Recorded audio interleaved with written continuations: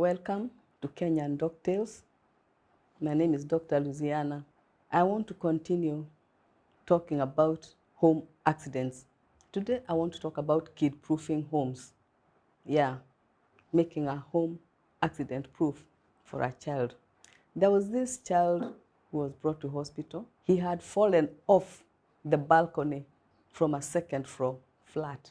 Yes, second floor. A child fell off the balcony. Fortunately for him and for the parents, he didn't suffer any injuries. Can you believe it? He didn't suffer injuries. There were no broken bones. The head was intact. The boy was just shaken. But even then, he had to be kept for observation because there are some things that come on later. Head injury can manifest much later. So this child was kept overnight for observation and he was fine. By the time he was discharged, the parents were advised on what to continue looking out for, just in case there was late onset of a head injury. They were advised to continue checking whether the child is active, whether the child was getting unduly sleepy, whether the kid was getting drowsy, or whether the kid was getting convulsions. Any of those things, they were to report back to hospital immediately. But fortunately, it didn't happen. Now, let's talk about kid-proofing a home. What are the dangerous areas? One, the balcony. If the head can go through the gaps of a balcony, a child can fall through. If a child can climb over the balcony, a child will fall. In other words, when you're building a house, you must make the level of the balcony higher than a toddler. Any other kids bigger than that will be able to fall over. It means they know what they are doing. They are committing suicide.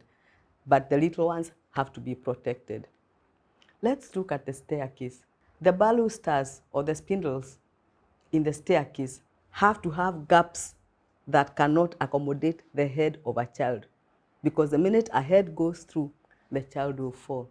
At the top of the staircase, if there is no gate, for example, if you are renting a house and there is no gate, there are some detachable gates that you put at the head of the staircase and at the bottom. Why? Because the kid will climb up the staircase and very easily roll down. So put a gate if you are building a house.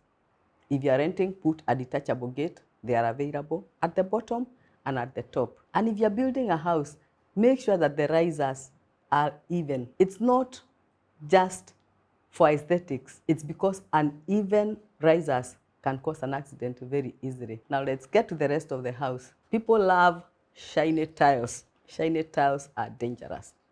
The minute your tiles are showing reflection, those ones are dangerous, especially for a child, because kids will run around. There may be some spills, maybe just a little water, maybe just a bit of milk, but the minute the kid or even an adult steps on it, they'll slide and fall, and they can break their bones, they can hit their heads, they can bash anywhere.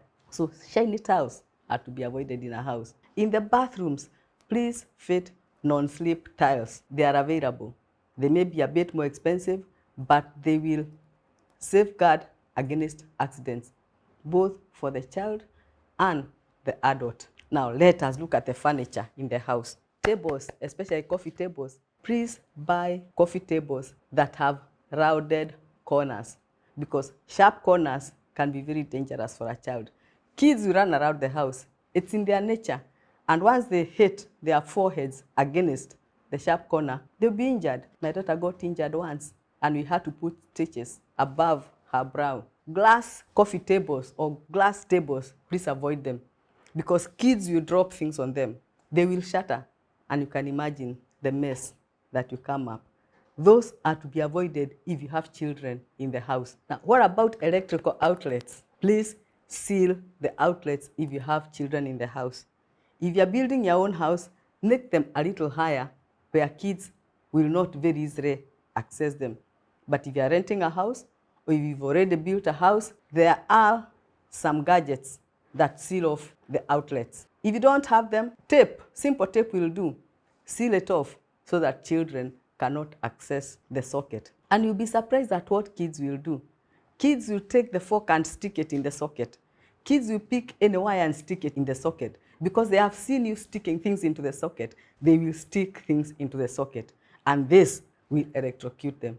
Please mind your electrical outlets. And the wires that dangle all over the place, please, kids will run around, they will trip over the wires, or they will try to pull them. The wires behind the cabinets, make sure that they are well hidden. There are ways of hiding those wires. It makes them beautiful, it makes the sitting room beautiful, and it also safeguards against kids. There is one danger, I don't know how you are going to avoid it. People who live in houses that cannot accommodate too much furniture, the bedrooms being clamped, and the babies are many, use double deckers. Kids fall off double deckers. Sometimes you put trails. Most people will put trails on the double deckers, but they are not enough because kids are adventurous. They will climb as they play and they will fall off. So maybe this takes just for extra caution to whoever is taking care of the child, be it the parent, be it the caregiver. Just be extra cautious when kids are playing in the house. They will fall off a double decker. They might get injured. So let us kid-proof our homes to protect our kids from accidents. Most accidents are preventable. Thank you.